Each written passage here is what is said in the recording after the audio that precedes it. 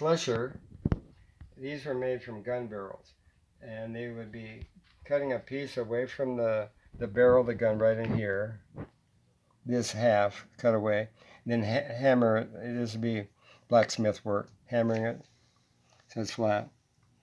And then the teeth are put in with a file. This is really hard metal from a gun barrel. But the little teeth allow it to grab so it doesn't slip. I'll turn this around.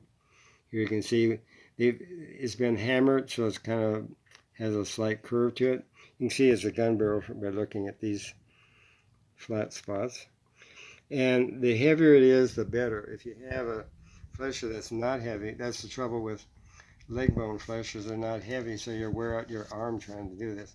The heavier it is, it's just like hammering something. And if you're hammering a spike, you want a good heavy hammer. Otherwise, you tear yourself up. This is a bigger caliber. This is from a buffalo gun. And you possibly can see that they cut away this half of the gun barrel right in there and then hammered it. And this has been used a lot by me.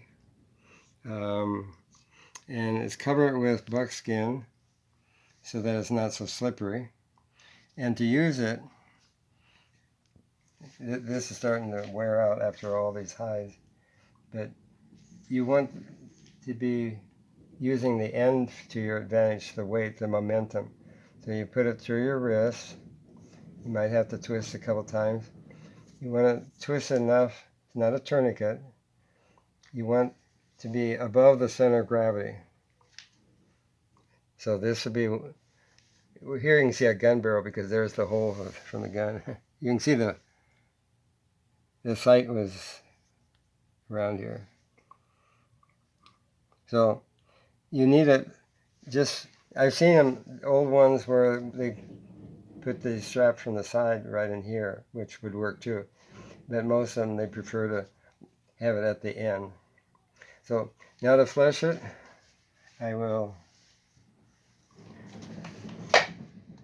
this has to be, this is not sharp. So when I'm teaching people, I won't let them use my elkhorn scraper right away. They'll put holes in my hide. But this is something you can't put a hole because you're going parallel with the hide. You're not hitting it this way. You're going with the hide. So I'm almost, my hand is right against the hide.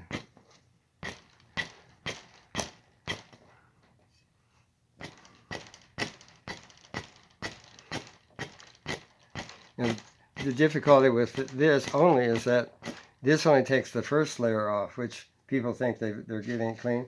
If you look carefully, you might see there's a membrane there that's still on there. And so tomorrow, if I allow that to dry a little bit, I can take that off the scraper because it'll be dry enough that it won't slip and slide on me and give me problems of hitting a muscle and putting a hole in. But it should be tight. And this all comes as one piece if I work it. It comes off as a sheet. This is the back leg of the buffalo.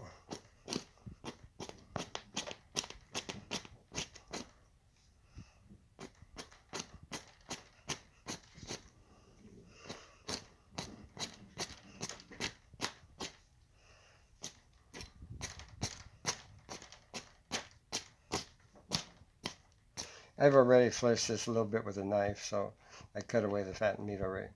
But this all come off of the sheet everywhere here, all this. But you're only getting the upper layer. You're not getting the second layer, which you need to get it off, and that will not come off with this. It's too tight. I mean, I can go over this and nothing's going to happen. So people think they got it off, and it's not. This would be drying hard and stiff because that membrane is still there. It's shiny. It's fuzzy. You can see a little fuzzy here. That's where the true hide is, where there's a nap to it. But this is all membrane from here on down.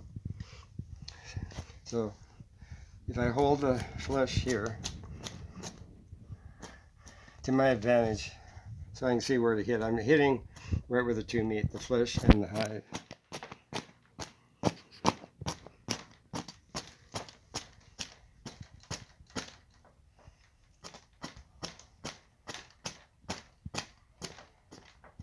And so that weight is to my advantage. If I didn't have that weight, my arm after a while would get awfully tired because I wouldn't have the momentum. You need that momentum. So I'll get all this off later. And particularly if I don't get off now, the next day, which tomorrow, this will be drier and it won't be so slippery, and I'd use the elkhorn scraper. But right now it's too slippery, and if you follow my hand down, you might see that you're pulled into the leg muscles. You come down, if you see how that your blade would cut right through that. So that's why we use this right along the edge to get the fat meat off without hitting my ropes.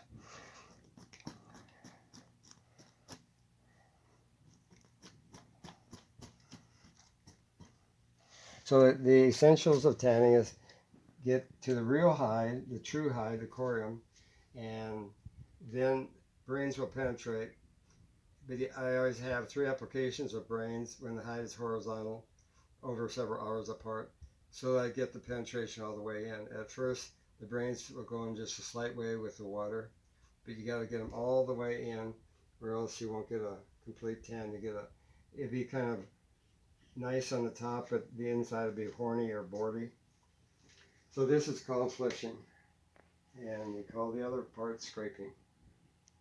So that's the introduction to how to use these 2 tools, the gun barrel flesher and the elkhorn scraper. So I'm in. All right, thanks for tuning in. If you liked what you see below, please leave a comment, thumbs up. Be sure to subscribe and stay tuned. Larry's probably going to shoot some more videos, and we'll show you more of his work. Tanadoga hai.